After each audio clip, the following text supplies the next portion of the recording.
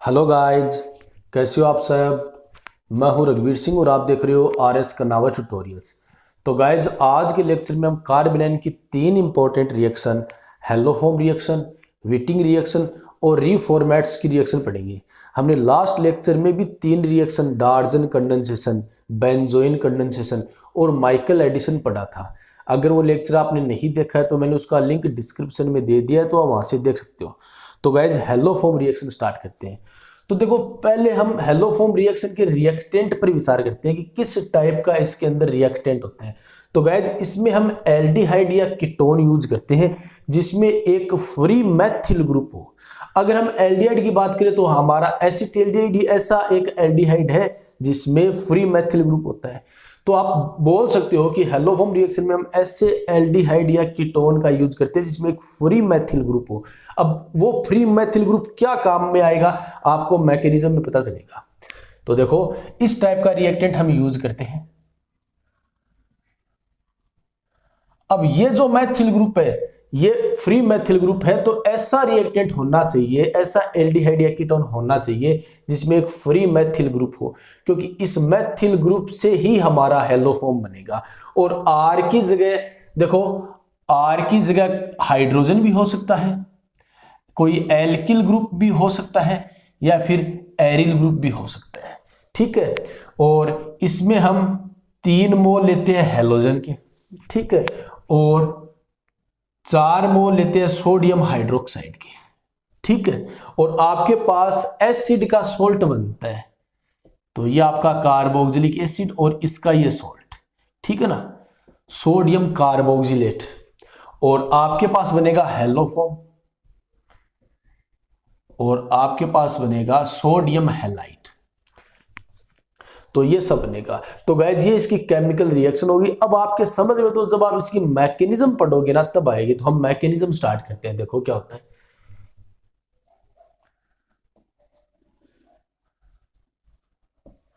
तो देखो, आप जानते हो कि कार्बोनिल ग्रुप के पास वाले कार्बन पर जो हाइड्रोजन लगे हुए होते हैं उन्हें हम अल्फा हाइड्रोजन बोलते हैं।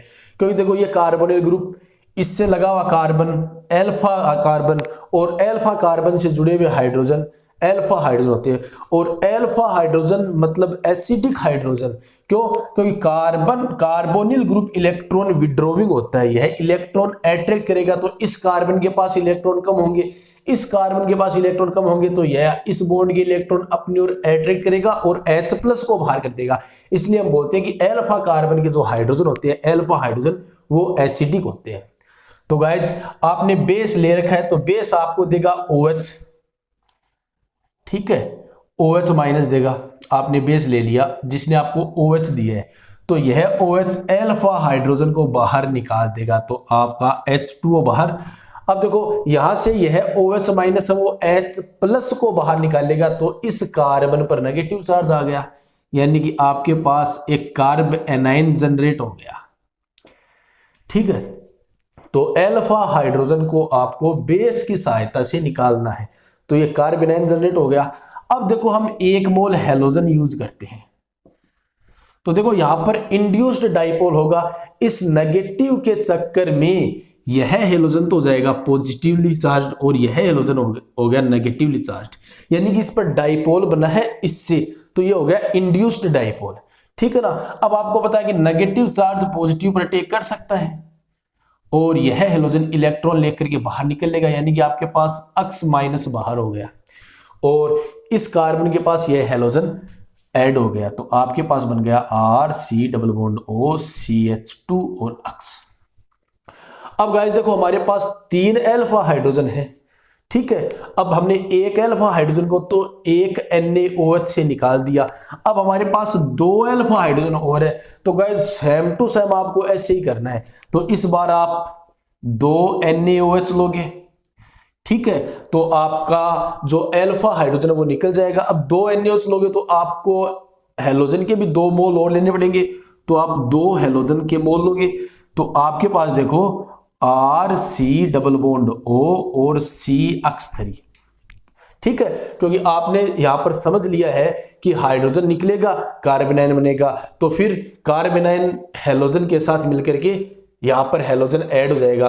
तो एक NaOH से एक अक्स ऐड हुआ है तो दो NaOH से दो अक्स यहां पर ऐड हो जाएंगे, तो टोटल अक्स 3 हो जाएंगे। तो ऐसा का ऐसा काम आपको आगे करना है। अब गाइस देखो, यहां पर 3 हेलोजन लगे हुए हैं। अब हेलोजन इलेक्ट्रॉन विड्रॉविंग होते हैं। अगर हेलोजन इलेक्ट्रॉन विड्रॉविंग है तो यहां पर तो 3 हेलोजन है, तो यह क्या करेगा, इस बॉन्ड के इलेक्ट्रॉनों को अपनी ओर अट्रैक्ट करेगा, यानी कि इस कार्बन पर बनेगा पॉजिटिव चार्ज और इस कार्बन पर बनेगा नेगेटिव चार्ज, क्योंकि इस कार्बन से 3 हेलोजन लगे हुए हैं। इसलिए अब आपने देखो सोडियम हाइड्रोक्साइड के 3 मोल यूज कर लिए। देखो, एक आपने यहां पर किया है और 2 आपने यहां पर कर लिए, तो अब 1 मोल NaOH और बच गया है। और गाइस आप जानते हो कि NaOH आपको OH माइनस देता है, तो वह OH माइनस यहां पर इस कार्बन पर अटैक करेगा, तो आपके पास बन गया RC double bond O OH। ठीक है, और अब देखो इस कार्बन पर यह अटैक इसलिए करेगा क्योंकि CH3 बॉन्ड के इलेक्ट्रॉन लेकर के बाहर निकल जाएगा। देखो ये यहां पर बाहर निकल गया, क्योंकि 5 बॉन्ड तो आप कार्बन के बना ही नहीं सकते ना। या फिर आप इसको ऐसे भी समझ सकते हो गाइस, देखिए कि बॉन्ड के इलेक्ट्रॉन ऑक्सीजन की ओर शिफ्ट होंगे। ठीक है, तो कार्बन पर पॉजिटिव और ऑक्सीजन पर नेगेटिव, तो आप ऐसा भी दिखा सकते हो, ऑक्सीजन पर नेगेटिव चार्ज आ गया और ये CH3। अब जब ये ऑक्सीजन के इलेक्ट्रॉन वापस बॉन्ड बनाएंगे तो कार्बन के 5 बॉन्ड हो गए, इसलिए यह CH3 बाहर निकल जाएगा। तो आपके पास देखो बन गया RC double bond O OH plus CH3 minus. ठीक है ना, CH3 है जो इलेक्ट्रॉन लेकर के गया है। अब गाइस देखो, अगर ये इलेक्ट्रॉन यहां पर बॉन्ड बनाएंगे, ठीक है ना, क्योंकि ये हाइड्रोजन भी एसिडिक है क्योंकि कार्बोनिल ग्रुप लगा हुआ है। अगर ये दोनों इलेक्ट्रॉन, इस बॉन्ड के दोनों इलेक्ट्रॉन यहां पर बॉन्ड बनाएंगे तो कार्बन के टोटल 5 बॉन्ड होंगे ना, इसलिए यहां पर डबल बॉन्ड में से पाई बॉन्ड के इलेक्ट्रॉन ऑक्सीजन की ओर शिफ्ट होंगे। ठीक है, तो यहां पर गाइस आपको पता है कि H प्लस मिलेगा और वो H प्लस इस CH3 के साथ जुड़ जाएगा, तो आपके पास बन गया CH3 और यहां पर आपको मिल गया RCO पर माइनस चार्ज और डबल बॉन्ड O। अब आपने NaOH यूज किया है तो आपको पता है कि Na प्लस भी होगा, क्योंकि अभी आपने OH यूज किया है NaOH का, तो Na प्लस भी होगा। तो ये देखो गाइस, कार्बोक्सिलिक एसिड का सोडियम सोल्ट और ये हेलोफॉर्म। अब देखो अक्स की जगह यहां पर आपने अगर क्लोरीन यूज कर लिया ना तो इसका नाम होगा क्लोरोफॉर्म। अगर ब्रोमीन यूज कर लिया तो इसका नाम होगा ब्रोमोफॉर्म। अगर आपने आयोडीन यूज कर लिया तो इसका नाम होगा आयोडोफॉर्म। अब गाइस देखो, आपने एक Na प्लस तो यहां पर यूज कर लिया। अब रही बात 3 Na प्लस की, तो आपको पता है कि एक अक्स टू से एक अक्स माइनस निकलता है, तो 2 अक्स टू से 2 अक्स माइनस, यानी कि टोटल 3 अक्स माइनस और 3 Na प्लस, तो ये रहे। ठीक है, और साथ में देखो यहां से एक H2O बाहर निकलता है तो 2 OH और आपने यूज किए NaOH के, तो यहां पर टोटल 3 H2O भी बाहर निकलेंगे। तो गाइज ये अपनी हेलोफॉर्म रिएक्शन मैकेनिज्म है। तो गाइज अपनी नेक्स्ट रिएक्शन है विटिंग रिएक्शन। तो देखो इसमें रिएक्टेंट देखते हैं कौन कौन होता है। तो गाइज इसमें हम एल्डिहाइड या कीटोन यूज करते हैं। तो मान लो ये हमारे पास एल्डिहाइड है, ठीक है ना, तो एल्डिहाइड भी यूज कर सकते हो आप, कीटोन भी यूज कर सकते हो। और साथ में होता है ट्राइफेनिल। अब पीएच का मतलब यहां पर फेनिल है, ठीक है, फॉस्फोरस इलाइड, तो ये तो आपका एल्डिहाइड या फिर कीटोन, और ये है ट्राइफेनिल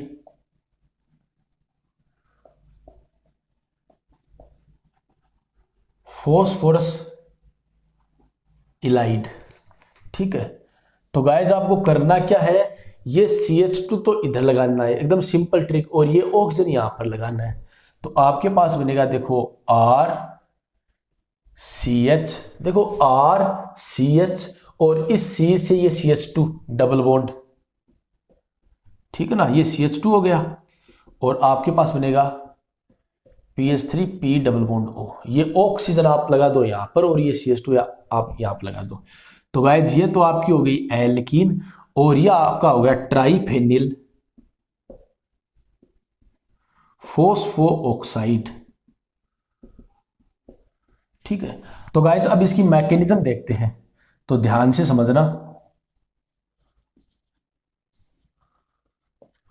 तो इसमें हम लेते हैं हेलो एल्केन, तो ये आपका हेलोजन है, ठीक है ना, अक्स से हम हेलोजन को डिनोट करते हैं। और हम लेते हैं ट्राइफेनिल फोस्फीन PPH3।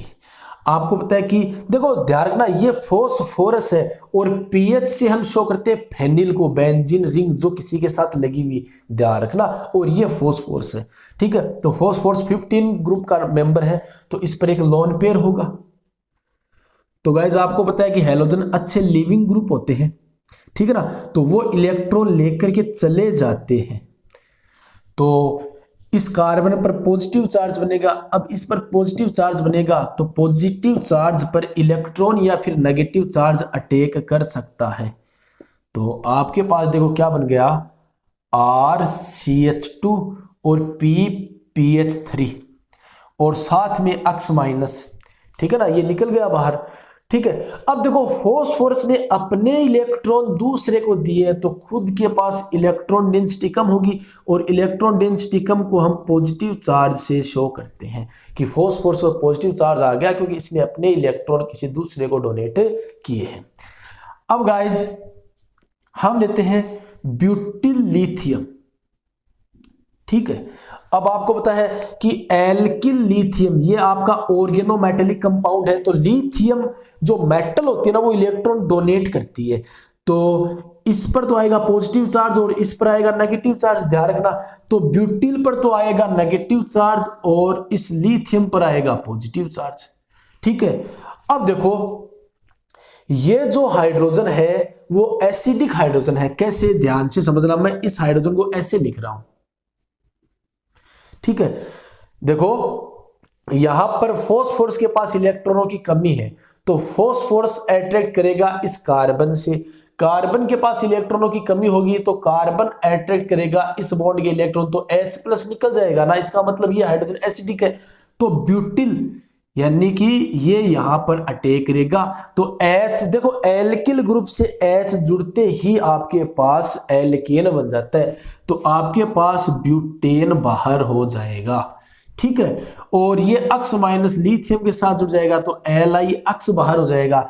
तो गाइज यहां से H+ बाहर निकल गया तो इस CH पर नेगेटिव चार्ज आएगा, आप अच्छी तरह जानते हो ये नेगेटिव चार्ज, और PPH3 पर पॉजिटिव चार्ज। तो गाइज इसको हम विटिंग रिएजेंट बोलते हैं। आगे बात समझ में। अब देखो यह विटिंग रिएजेंट जो है वो एल्डिहाइड या कीटोन पर अटैक करेगा, तो देखो ध्यान से कि RCH डबल बॉन्ड O, हम इसको ऐसे लिख लेते हैं, और ये आपका विटिंग रिएजेंट RCH पर माइनस चार्ज और PPH3 इस पर पॉजिटिव चार्ज। बॉन्ड के इलेक्ट्रॉन ऑक्सीजन की ओर शिफ्ट होंगे, आप जानते हो, कार्बन पर पॉजिटिव चार्ज, ऑक्सीजन पर नेगेटिव चार्ज, पॉजिटिव पर नेगेटिव अटैक कर सकता है। तो आपके पास बन गया RCH, O पर नेगेटिव चार्ज, और ये CH, ये R, आगे बात समझ में।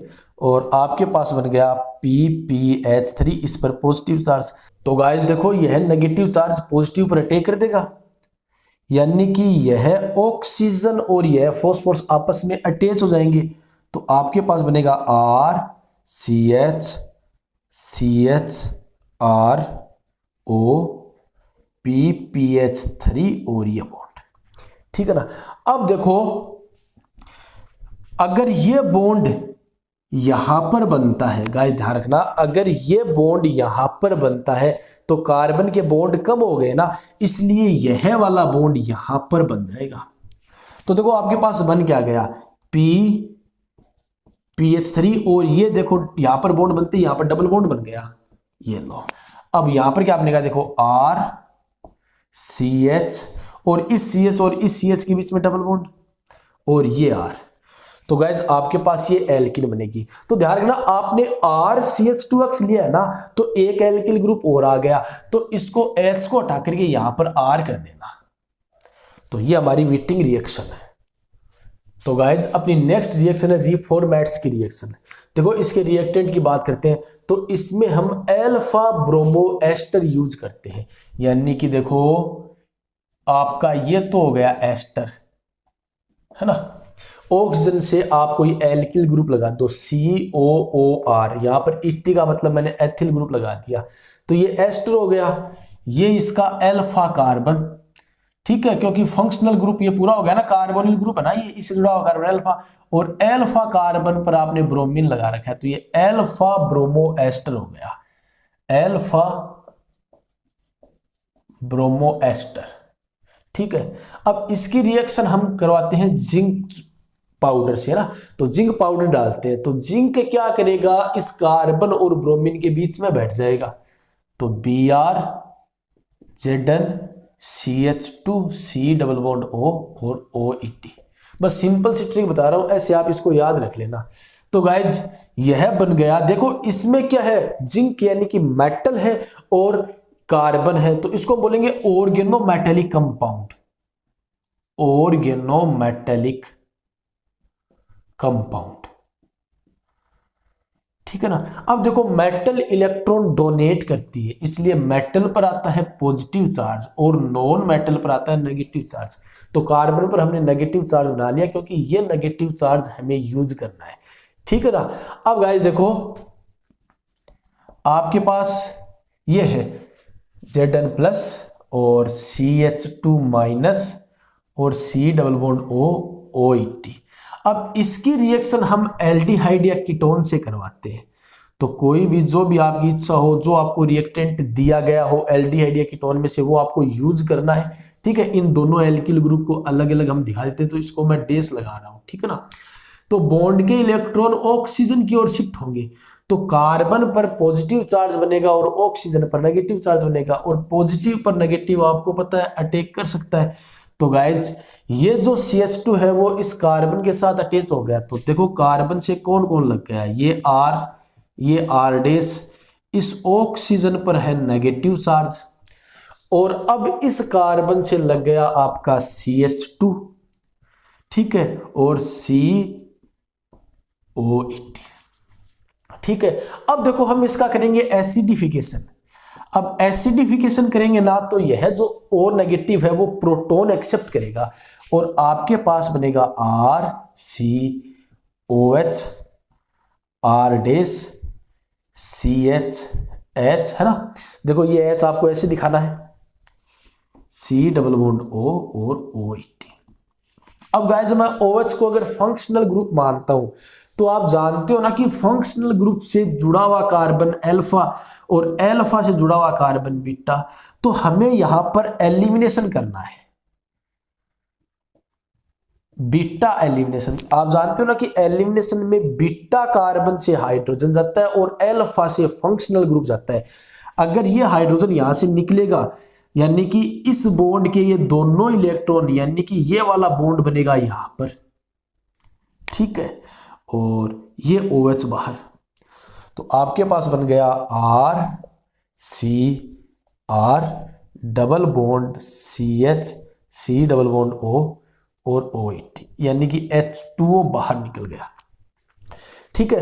अब देखो हमारा OH तो फंक्शनल ग्रुप निकल गया, अब हमारे पास यह फंक्शनल ग्रुप बचा है, तो फंक्शनल ग्रुप से जुड़ा हुआ कार्बन अल्फा और उसके बाद वाला बीटा, ठीक है। तो यहां आपके पास अल्फा और बीटा के बीच में डबल बॉन्ड या ट्रिपल बॉन्ड का मतलब अनसैचुरेशन, तो आपके पास अल्फा बीटा अनसैचुरेटेड कंपाउंड बनता है, अनसैचुरेटेड कंपाउंड। तो गाइज वीडियोज का नोटिफिकेशन पाने के लिए चैनल को सब्सक्राइब कीजिए और वीडियोज को लाइक, कमेंट और अपने फ्रेंड्स के साथ शेयर कीजिए।